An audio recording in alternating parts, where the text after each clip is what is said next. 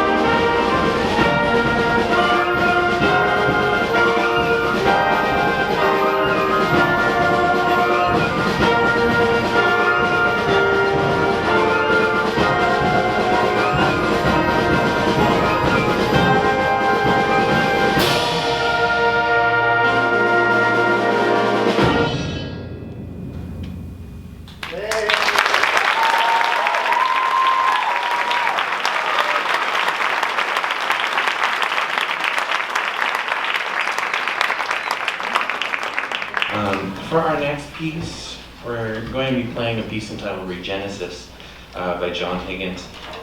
And, you know, everybody has those pieces that they played when they're going through school. It's like, oh man, like, that was such a banger. They're like, oh, it was so good. Like, I remember it like it was yesterday. And Regenesis is like one of those for me. I remember playing it, you know, coming through my music education, and it was like, I don't know, just something that, for me, the first time that I really heard programmatic music in that way. So I'm going to read you the performance notes here, just to kind of give you some context so you know what you're listening to. Regenesis is a descriptive overture written to commemorate the 10th anniversary of the cataclysmic eruption of Mount St. Helens in May 1980.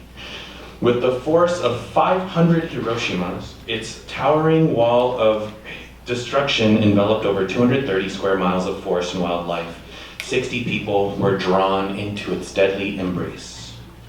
Subtitled The Song of the Planet, this piece reflects the ever-changing life cycles of our ecological system, in which a suffocating swath of devastation can become a crucible of creation. It is organized into 5 continuous sections: vistas, warning, cataclysm, void, and renewal. So you'll hear these different sections. You'll hopefully kind of be able to visualize the life cycle, you know, the devastation that happens, and then the new life that can come from that. So we hope you enjoy Regenesis. Thank you so much.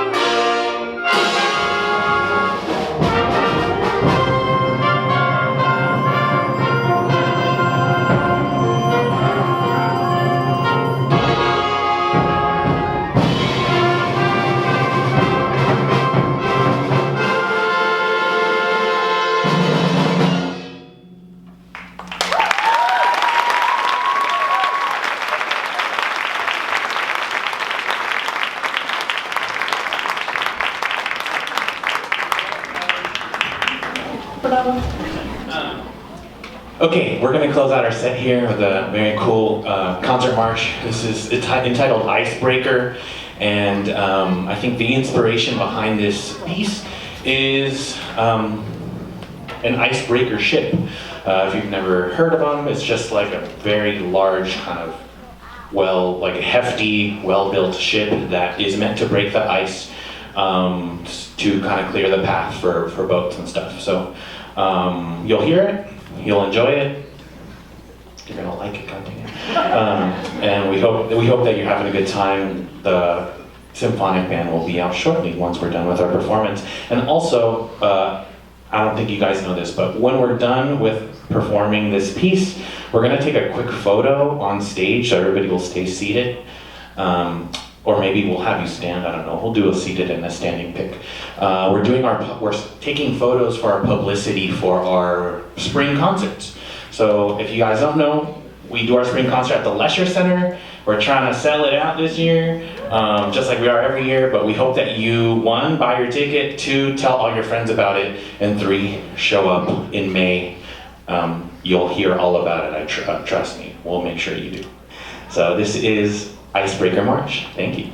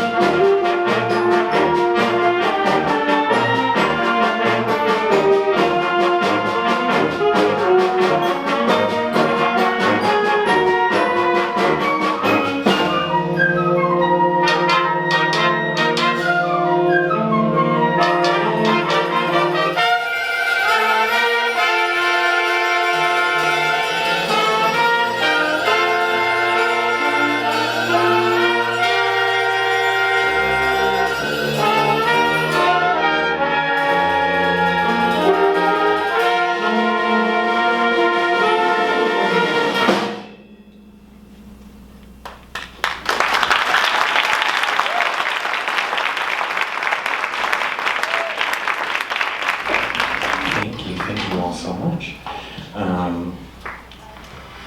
Maybe I'm not going to say anything. We're just going to keep things going. I want to make sure I don't get you out too late. It's a school night. But we're going to play Verum Corpus, which is based off of a hymn. And this is an arrangement, a piece originally by Mozart, and this has been arranged, transcribed for band. So we hope you enjoy. Thank you so much.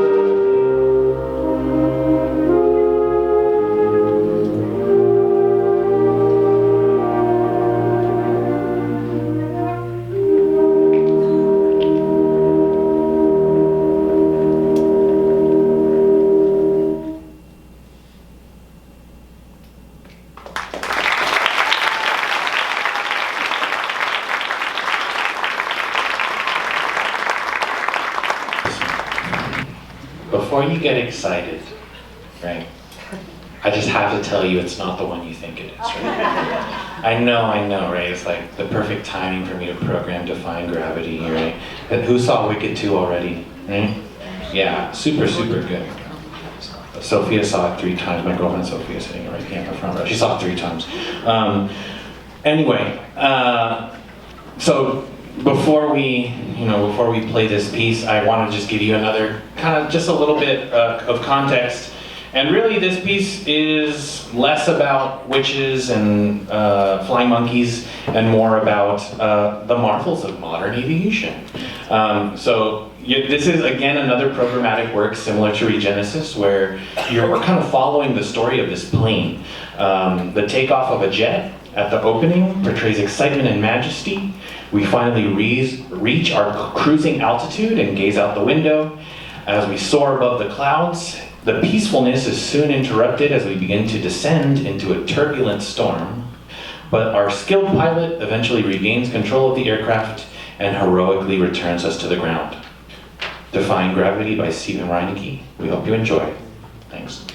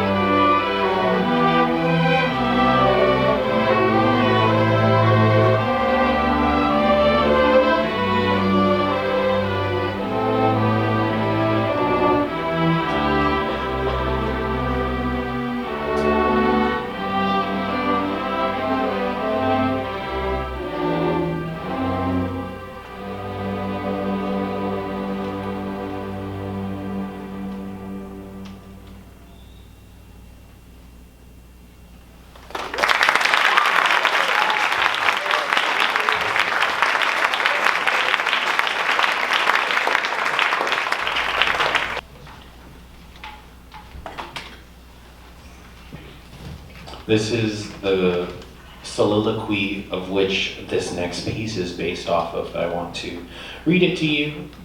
Try to paint a mental image in your mind that you can kind of anchor the music to. Valleys etched in white-laced reverence, and rabbit tracks that vanish into evergreens and pinions. An autumn gilded leaf, immortal in its icy shell against the river's edge. Winter wheat stands dormant beneath a crystal quilt. A distant western sun leaves fading crimson splashed amidst the blue-gray shadows of the drifted snow. Wintertide, a soliloquy of quiet splendor.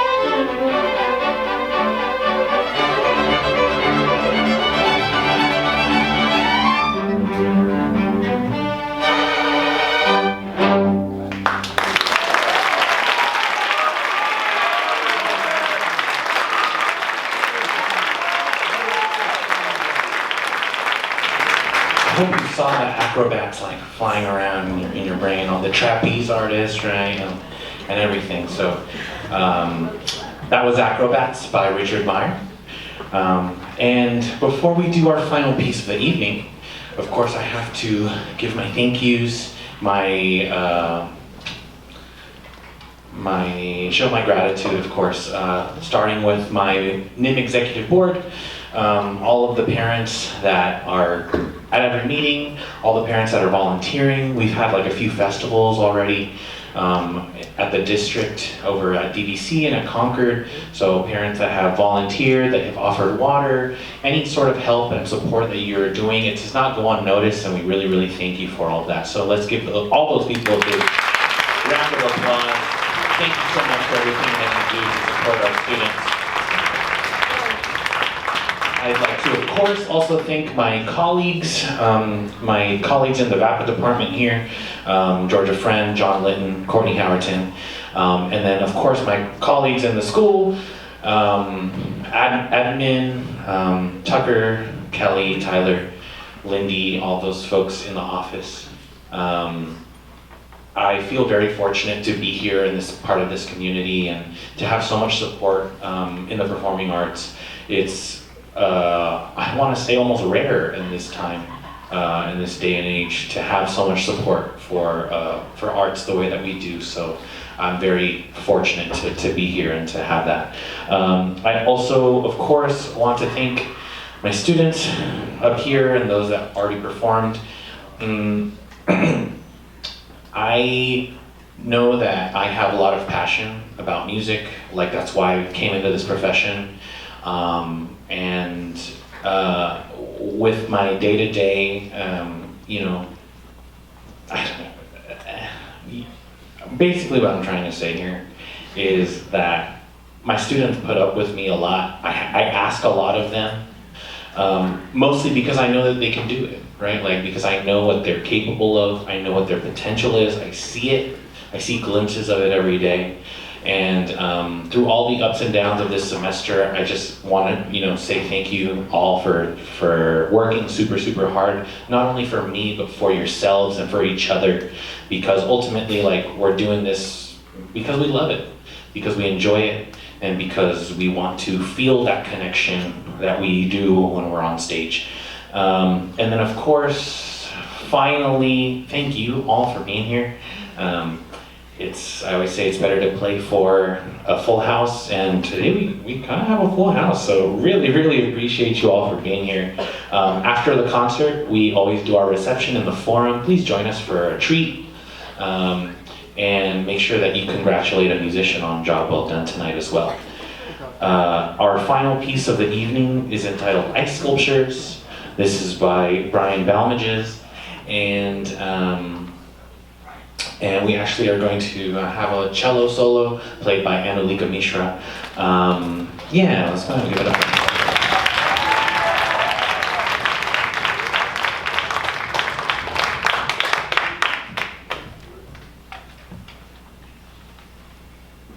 Thank you. We'll take our photo afterwards, and then you guys will be free to go. But with no further ado, Ice Sculptures.